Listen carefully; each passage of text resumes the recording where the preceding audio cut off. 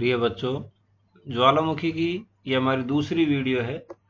इस दूसरी वीडियो में हम ज्वालामुखी क्रियाओं के द्वारा विभिन्न प्रकार की जो स्थलाकृतियां बनती हैं उन स्थलाकृतियों का अध्ययन करेंगे। साथ ही ज्वालामुखी के वितरण तथा उसके प्रभाव के बारे में भी चर्चा करेंगे। तो बच्चों, ज्वालामुखी क्रिया के द्वारा जो भी आकृतियां बनती हैं, धरातल पर जो भी आकृतियां बनती हैं, उन आकृतियों को मुख्य रूप से दो भागों में बांटा गया है। आंतरिक भू आकृतियां जो धरातल के नीचे बनती हैं तथा बाहरी भू आकृतियां जो धरातल के ऊपर जिनका निर्माण होता है।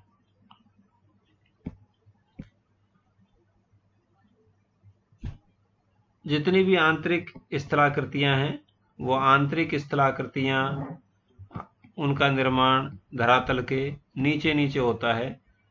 जो भी ज्वालामुखी नलियां हैं, ज्वालामुखी जिन रास्तों से बाहर निकलता है, ज्वालामुखी क्रिया के बंद होने के पश्चात, जैसे ज्वालामुखी क्रिया बंद हो जाती है तो लावा धीरे धीरे ठंडा होकर जमने लगता है और ठंडा होकर जमने के फलस्वरूप विभिन्न प्रकार की आकृतियों का लावा के द्वारा निर्माण होता है।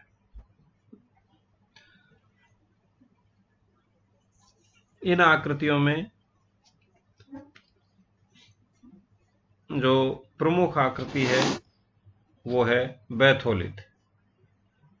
ये मैग्मा का वृहद गुंबदाकार जमाव है जो अत्यधिक गहराई पर स्थित होता है तथा ग्रेनाइट से निर्मित होता है। दूसरी जो आकृति है वो है लैकोलिथ। ये वाष्प एवं गैस युक्त मैग्मा के गुंबदाकार जमाव है जो दो परतों के मध्य उन्नतोदर अवस्था में पाया जाता है। तीसरी आकृति फैकोलिथ। यह मैग्मा के लहरदार जमाव से उत्पन्न आकृति है। अगली आकृति है लोपोलिथ। उद्गार के समय जब लावा धरातल में नतोदर अवस्था में जमा होकर ठंडा हो जाता है तब लोपोलिथ आकृति का निर्माण होता है।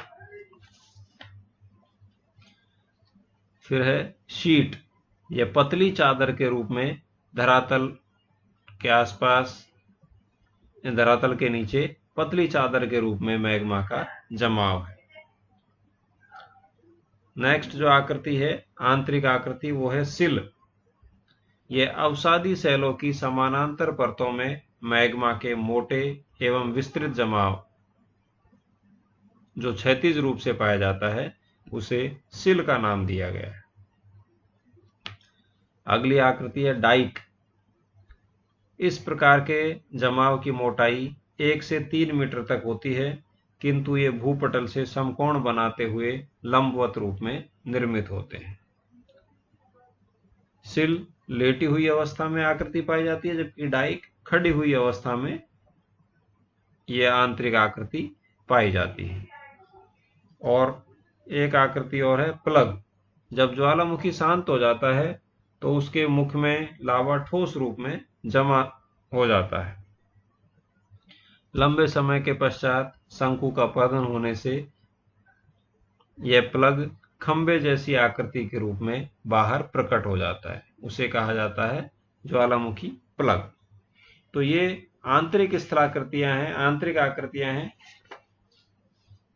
कुछ बाहरी आकृतियों का भी निर्माण ज्वालामुखी क्रिया के माध्यम से होता है, जिनमें प्रमुख है ज्वालामुखी शंकु।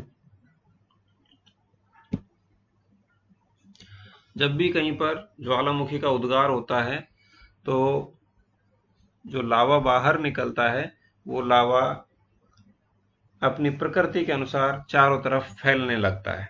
जो पतला लावा होता है शीघ्रता से फैलता है, जबकि गाढ़ा लावा धीमी गति से फैलता है और ऊंचे पर्वतों का वो निर्माण करता है, ऊंचे ज्वालामुखी पर्वतों का निर्माण करता है। तो विभिन्न प्रकार के जो लावा है, लावा की प्रकृति के आधार पर विभिन्न प्रकार के यहाँ पर शंकुओं का निर्माण होता है। ज्वालामुखी के केंद्रीय उद्गार होने पर निष्कासित पदार्थ ज्वालामुखी के चारों ओर जमा होकर शंकु का रूप धारण कर लेते हैं। तो इस प्रकार से जो केंद्र होता है ज्वालामुखी का, उस केंद्र के चारों ओर इस प्रकार से जो उद्गार से जो निकलने वाले पदार्थ हैं, वो उद्गार से निकलने वाले पदार्थ चारों ओर इस प्रकार से जमा हो जाते हैं और एक ज्वालामुखी शंकु का यहाँ पर निर्माण होता है। ये देखिए, इसमें देखिए ये शंकु है, बीच में जो गड्ढा है यहाँ से ज्वालामुखी का उद्गार हुआ है और चारों तरफ, इसके चारों तरफ उससे जो भी निष्कासित पदार्थ हैं, उन निष्कासित पदार्थों का यहाँ पर जमा हुआ है। दूसरी जो आकृति है, बाहरी आकृतियों में जो प्रमुख दूसरी आकृति है, वो है क्रेटर।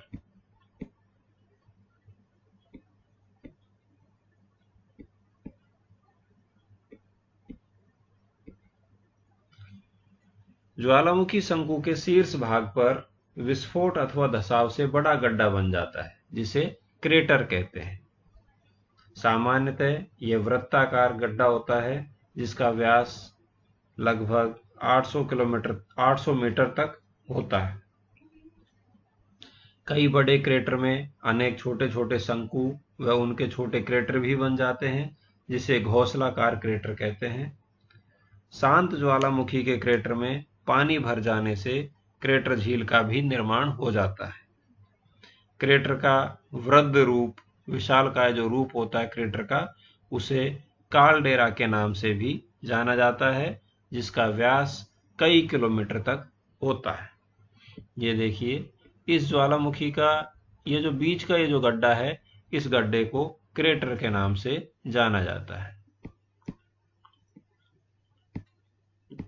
जब भी कहीं पर ज्वालामुखी का उद्गार होता है, एक भयंकर विस्फोट होता है और उस भयंकर विस्फोट के साथ साथ धरातल का जो हिस्सा उड़ जाता है, वहां पर एक बड़े गड्ढे का निर्माण होता है। तो ये जो गड्ढा है, इसी गड्ढे को इसकी आकृति के आधार पर, आकार के आधार पर क्रेटर अथवा कालडेरा के नाम से जाना जाता है।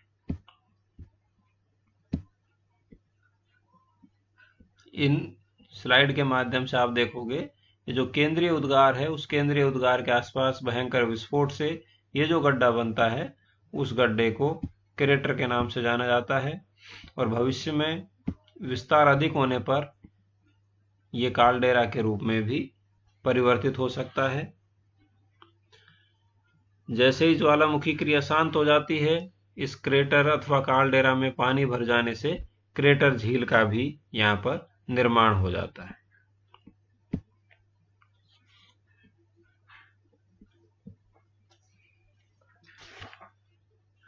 जो अगली आकृति है ज्वालामुखी की द्वारा निर्मित आकृतियों में, उसमें है लावा का पठार। जब पैठिक अथवा पतला लावा दरारों के द्वारा निकलकर बड़े क्षेत्र में फैल जाता है, तब इससे आसपास के संपूर्ण ऊबड़ खाबड़ हिस्सों में लावा जमा होता जाता है। इससे वह संपूर्ण क्षेत्र समतल प्राय एवं बैसाल्ट चट्टानों से बना भाग बन जाता है। इसे निचले भाग में होने पर लावा का मैदान व ऊंचाई पर जमा होने पर लावा का पठार भी कहा जाता है। ऐसे क्षेत्र विशेष उपजाऊ होते हैं तथा यहाँ पर सघन जनसंख्या पाई जाती है। उपजाऊ अधिक है, कृषि का उत्पादन अधिक होगा, तो ऐसे स्थानों पर सघन जनसंख्या भी पाई जाती है।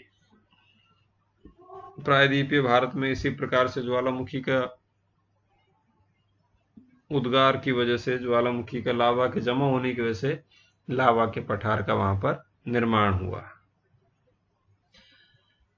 जो एक और मुख्य जो बाहरी आकृति है, उसमें है गीजर। गीजर बाथरूम में अपन सभी देखते हैं, सर्दियों में गर्म पानी करने के काम में आता है। उसी प्रकार से प्राकृतिक गीजर है, जो धरातल के नीचे से गर्म पानी हमें लेकर आते हैं। तो विशेष दरार एवं छिद्रों के माध्यम से जल भूगर्भ में गहराई में पहुंचकर मैग्मा के संपर्क में आता है और मैग्मा के संपर्क में आने के फलस्वरूप गर्म होकर भाप बन जाता है। दबाव के कारण यह भाप पानी के साथ तेजी से बाहर निकलती है और ऐसे जल में, चूंकि ये खनिजों के संपर्क में आकर ये जल बाहर निकलता है, तो इस जल में भी विभिन्न प्रकार के खनिज पदार्थ मिश्रित होते हैं तथा स्वास्थ्य के लिए ऐसा जल बहुत लाभप्रद होता है। एक अन्य प्रमुख जो आकृति है वो है धूम्र छिद्र। ज्वालामुखी से जब राख तथा लावा निकलना बंद हो जाता है तो उससे कभी कभी वाष्प और अन्य गैसें लगातार निकलती रहती हैं। इन धुआंरों से भाप के बादल धीरे धीरे निकलते रहते हैं, बनते रहते हैं। इसी का एक प्रमुख उदाहरण है अलास्का, अमेरिका में वैली ऑफ 10,000 स्मोक, 10,000 धूम्र छिद्रों की घाटी। अर्थात वहां पर विभिन्न प्रकार के हजारों जो छोटे छोटे छिद्र हैं, वहां से ज्वालामुखी क्रिया शांत होने के पश्चात लगातार वहां से धुआं निकलता रहता है। उन्हें धूम्र छिद्र अथवा धुआंरे के नाम से जाना जाता है। तो ये विभिन्न प्रकार की स्थलाकृतियां हैं जिनका निर्माण ज्वालामुखी के फलस्वरूप जिनका निर्माण हुआ है। अब हम देखते हैं ज्वालामुखी का वितरण। संपूर्ण संसार में कभी भी ज्वालामुखी क्रियाएं अथवा भूकंपीय क्रियाएं समान रूप से नहीं पाई जाती कि भाई सभी जगह पर एक जैसी क्रिया यहां पर मिलेगी। ज्वालामुखी और भूकंप विभिन्न स्थानों पर अलग अलग प्रकार से, कहीं पर उनकी तीव्रता अधिक पाई जाती है, कहीं पर ज्वालामुखी क्रियाएं अधिक घटित होती हैं, तो किन्हीं स्थानों पर ज्वालामुखी क्रियाएं बिल्कुल नगण्य पाई जाती हैं, बिल्कुल भी उनकी उपस्थिति दर्ज नहीं की जाती। इस स्लाइड के माध्यम से आप देखिए कि ये जो लाल लाल जो भी ये बिंदु दिखाई देते हैं, ये लाल लाल बिंदु जो कि अधिकतर महाद्वीपों के किनारों पर मौजूद हैं, इन बिंदुओं के स्थान पर ज्वालामुखी क्रियाएं सामान्यतः दिखाई देती हैं। सामान्यतः यहीं पर ज्वालामुखी क्रियाएं घटित होती हैं। अर्थात इस चित्र के माध्यम से हम देखते हैं कि जितनी भी ज्वालामुखी क्रियाएं घटित होती हैं वो अधिकांशतः प्लेटों के किनारों पर ही घटित होती हैं। महाद्वीपों के बीच में, महाद्वीपों के मध्य में लगभग ज्वालामुखी क्रियाएं लगभग नहीं के बराबर है। कभी कभी कहीं पर हो सकती हैं, जैसे यहाँ पर अफ्रीका के ये बीच में है, लेकिन चूंकि यहाँ पर भी ग्रेट रिफ्ट वैली है, सोमालियन प्लेट और अफ्रीकन प्लेट के बीच में ये भाग है, दोनों प्लेटें एक दूसरे से विपरीत दिशा में यहाँ पर जा रही हैं, इसलिए यहाँ पर ज्वालामुखी क्रियाएं दिखाई देती हैं। जबकि इसके अलावा कहीं भी किसी भी स्थान पर भूखंडों के मध्य में, किसी भी स्थलीय भाग के मध्य में ज्वालामुखी क्रियाएं लगभग अनुपस्थित रहती हैं। तो समस्त संसार में जो ज्वालामुखी क्षेत्र हैं, उन ज्वालामुखी क्षेत्रों को मुख्य रूप से 3 भागों में बांटा गया है। परिप्रशांत महासागरीय पेटी नंबर 1। तो ये जो परिप्रशांत महासागरीय पेटी है, यह पेटी अंटार्कटिका के ग्राहम द्वीप के निकट माउंट एरेबस तथा टेरर ज्वालामुखी से प्रारंभ होकर दक्षिण अमेरिका के पश्चिमी तट के सहारे एंडीज पर्वत श्रेणी के समानांतर तथा उत्तरी अमेरिका में रॉकी पर्वत श्रेणी के समानांतर अलास्का तक गई है। आगे यह एशिया के पूर्वी तट के सहारे एल्यूशियन, कामचटका, क्यूराइल द्वीप होते हुए जापान, फिलीपींस, पूर्वी द्वीप समूह तक विस्तृत है। विश्व के लगभग 2/3 जागृत ज्वालामुखी इसी पेटी में पाए जाते हैं। 2/3 जागृत ज्वालामुखी, संसार के लगभग 66%, 70% ज्वालामुखी इसी पेटी में मौजूद है। एक तरफ उत्तरी अमेरिका, दक्षिण अमेरिका, और एक तरफ ऑस्ट्रेलिया और एशिया। तो प्रशांत महासागर का ये जो किनारा है, इस किनारे पर संसार के 2/3 ज्वालामुखी घटनाएं यहीं पर घटित होती हैं। दूसरा जो क्षेत्र है वो है अंध महासागरीय पेटी, अटलांटिक बेल्ट। इस पेटी में विश्व के लगभग 10% ज्वालामुखी पाए जाते हैं, जिनमें आइसलैंड, लेसर एंटिलीज, दक्षिणी एंटिलीज ये प्रमुख रूप से पाए जाते हैं। कुछ जो घटनाएं हैं यहाँ पर मध्य अटलांटिक कटक के सहारे घटित होती हैं और आइसलैंड तथा दक्षिणी अटलांटिक के कुछ हिस्सों में भी ज्वालामुखी क्रियाएं यहाँ पर आती हैं। तीसरी जो मुख्य पेटी है वो है मध्य महाद्वीपीय पेटी। इस मध्य महाद्वीपीय पेटी की जो शुरुआत है वो आइसलैंड के हेलका पर्वत से शुरू होती है तथा स्कॉटलैंड होती हुई अफ्रीका के पास कनारी द्वीप है यहाँ तक जाती है। इस पेटी की एक शाखा यूरेशिया के मध्यवर्ती भाग तथा हिमालय श्रेणी होते हुए पूर्वी द्वीप समूह में परिप्रशांत महासागरीय पेटी में मिल जाती है। तो ये जो पेटी है ये आइसलैंड से प्रारंभ होती है, नीचे की ओर आती है, अफ्रीका का पश्चिमी किनारे पर कनारी जो द्वीप है यहाँ से भूमध्य सागर होती हुई और आगे हिमालय पर्वत होती हुई अंत में परिप्रशांत महासागरीय पेटी में ही जाकर मिल जाती है।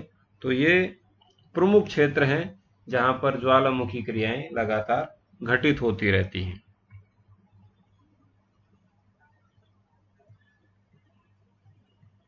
इस वीडियो में केवल इतना ही। अगले जो वीडियो है, अगला वीडियो है, उसमें हम ज्वालामुखी के प्रभावों के बारे में अध्ययन करेंगे। धन्यवाद।